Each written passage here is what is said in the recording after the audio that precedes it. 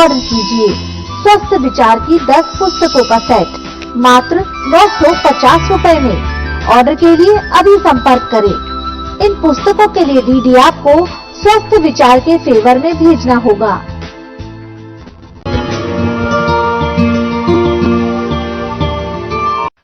Break के बाद एक बार फिर से आप सभी का स्वागत है आयुर्वेद पर आधारित हमारे इस बेहद खास कार्यक्रम स्वस्थ विचार में। मैं हूं आपके साथ आपका साथी विकास।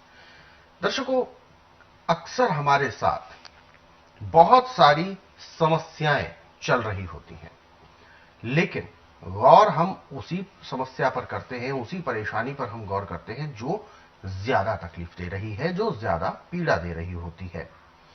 अक्सर हमारे शरीर में बहुत सारी दिक्कतें होती हैं। कभी कभी हमें खट्टी डकारें बहुत ज्यादा आने लगती हैं, लेकिन उस पर हम बहुत ज्यादा ध्यान नहीं देते हैं। ध्यान तब देते हैं जब खाया पिया वापस बैक मारने लगता है।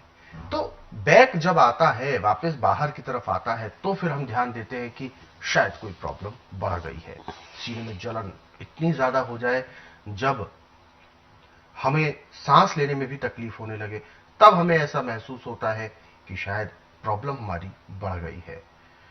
पेट में भोजन यदि ठीक से पच नहीं रहा है, कुछ ऐसा अनपचा भोजन रह जाता है या कुछ अपाच्य भोजन हम करते हैं, उस पर हम रिएक्ट नहीं करते हैं, लेकिन जब वो दर्द करने लगता है, पेट गैस से प्रॉब्लम होने लगती है, तब हम उस पर ध्यान देते हैं।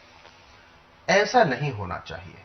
हमारे शरीर में कोई भी छोटी से छोटी भी यदि बदलाव हो रहे होते हैं, तो हमें उस पर गौर करना चाहिए और तुरंत उसका उपचार करना चाहिए। अब उपचार क्या हो सकता है, वो सारी चीजें उन दर्शकों को बखूबी पता है जो इस कार्यक्रम से रोजाना जुड़े रहते हैं, क्योंकि रोजाना हम इस कार्यक्रम में विभिन्न विषयों पर चर्चा करते हैं, अलग अलग रोगों के बारे में बताते हैं, इवन आपको आपकी दिनचर्या में सुधार लाने के तरीके भी बताते हैं जिससे रोग होंगे ही नहीं। तो जो भी रोगी इस कार्यक्रम से जुड़ता है रोजाना, ऐसे लोगों के साथ एक बहुत अच्छी बात यह होती है कि वो अपने शरीर में किसी भी तरह का रोग बिल्कुल नहीं रखते हैं। जहां भी जो भी समस्या आती है, तुरंत उसका उपचार इस कार्यक्रम को देख के कर लेते हैं और दिनचर्या में धीरे धीरे यदि सुधार लेकर आते हैं और जिनकी नियमित अच्छी दिनचर्या हो जाती है, व्यवस्थित दिनचर्या हो जाती है, गुरु जी के कहने के मुताबिक हो जाती है, तो ऐसे लोगों को रोग होता ही नहीं है। यही इस कार्यक्रम की सबसे बड़ी खूबसूरती है। रोजाना नए नए विषयों पर चर्चा होती है और आज के इस अंक में भी हम एक ऐसे ही विषय पर चर्चा करने जा रहे हैं जो कि आपके अंदरूनी हिस्से पाचन क्रिया से संबंधित है। इस कार्यक्रम को आप ध्यानपूर्वक देखें, सुने, समझने का प्रयास करें और अपने जहन में जरूर इसको उतारें, ताकि आपके साथ आने वाले समय में ऐसी कोई दिक्कतें ना हो। चलिए शुरू करते हैं आज के मुख्य विषय पर चर्चा। गुरु जी, आज हम बात करने जा रहे हैं जिगर, जो हमारे शरीर में एक ऐसी क्रिया होती है, एक ऐसी मशीनरी है जो हमारे हर चीज को, चाहे वो भोजन हो, पानी हो, कुछ भी पचाती है। उसमें जब सूजन आ जाती है, उसमें जब खराबी आ जाती है, तो ऐसे में कौन कौन से रोग उत्पन्न होने के चांसेस बन जाते हैं। तो सबसे पहले तो हम ये जानना चाहेंगे कि जिगर होता क्या है, जिगर में सूजन कैसे आती है। देखिए, ये एक इस पर शरीर के अंदर चक्की का काम करता है। अच्छा। जैसे चक्की नाज को या चीजों को पीस के बारीक करती है। हाँ, ऐसे हमारे खाए पिए को लीवर पे जा करके फिर पैंक्री को देके इंसुलिन बना के पित्ते से होता हुआ गुर्दे में जाता है। गुर्दा उसको सारी चीजों को, खून को, कचरे को, पेशाब को अलग अलग करता है। फिर जिस जिस अंग को जिस जिसकी जरूरत है वो भेजता है। जब लीवर पचाएगा नहीं, सूजन आ गई या उस पर चिकनार जम गई, तो पेट में जाके सड़ने लगता है। पैंक्री इंसुलिन नहीं बनाएगी, पित्ते में तेजाब बढ़ जाएगा और कचरा जाके किडनी पे ऐसे बैठेगा जैसे खड़े पानी पे काई जमती है। फिर पूरा शरीर बेकार होता है। इससे नाना प्रकार के रोग पैदा होते हैं। और आज सबसे ज़्यादा कैंसर, किडनी, गठिया, ब्रेन हेमरेज, ये सब जिगर की देन है। अच्छा। छोटे से रोग से लेकर बड़े रोग तक लीवर का ही काम है सारा। यदि लीवर का फंक्शन आपका सही है, खाया पिया पूरा पच रहा है, तो आपको रोग कोई नहीं। परंतु जब हम लीवर को एक किस्म का कूड़ेदान समझते हैं, जी। जो भी सामने नजर आए खाने की कोशिश करते हैं और लीवर बैठ जाता है, तो फिर हमें सजा मिलती है। जी। इस लीवर को ठीक करने के लिए ऐसे तो हमारे पास सैकड़ों दवाइयां हैं, परंतु जो दवाई अभी मैं आपको बताने जा रहा हूं, यह है शीर्ष का पंचांग, जिसमें पत्ते, फली, छाल, जड़ की छाल, ये पांचों चीजें लेके कम से कम 100 ग्राम होनी चाहिए। फिर इनको छाया में सुखा करके पीस के पाउडर बना लें। अब इस पाउडर को आप जलाएंगे, राख बन जाएगी। जी। अब इस राख को, जितना राख का वजन, इससे 8 गुना उसमें पानी डाल दो और 8 दिन तक मिट्टी के बर्तन में रख के इसको दिन में 2-3 बार हिलाना है। 8 दिन के बाद हिला करके फिर 5 मिनट के बाद उस पानी को सारे को छान लेना। अब ये छान करके आपके पानी के साथ राख निकली है, उसको अब दोबारा मिट्टी के बर्तन में डाल के धीमी आंच पे सारे पानी को सुखा देना, सिर्फ वो राख बचेगी। वो शीर्ष का घन तत्व बन गया। अब इसमें से 1 ग्राम राख गुलाब के गुलाकंद में जो शहद में मिला रखा है, उसमें रोगी को खाने को देनी है। 1 खुराक सुबह, 1 खुराक दोपहर को, 1 खुराक शाम के टाइम। ऊपर से गाय का या बकरी का दूध पीने को दें, वो नहीं है तो सोयाबीन का दूध बना लें, वो 1 गिलास पीने को दें।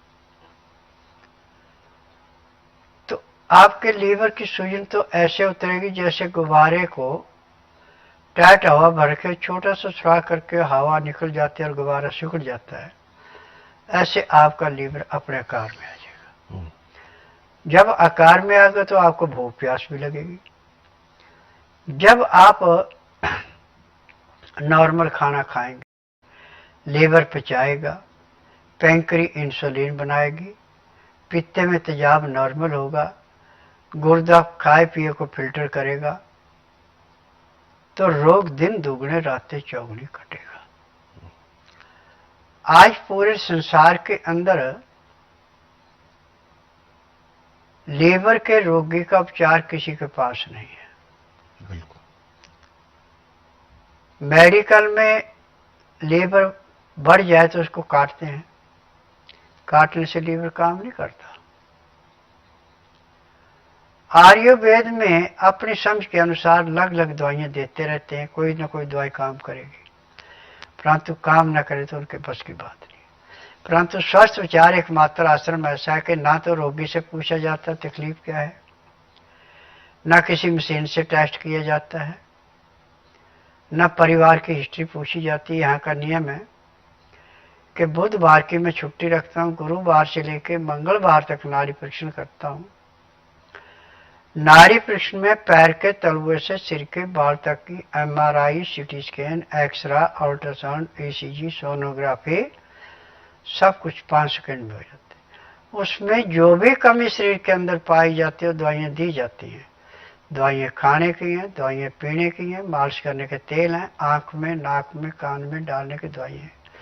जो जो रोग शरीर में मिलेगा सब दवाइयाँ इकट्ठी दी जाएंगी।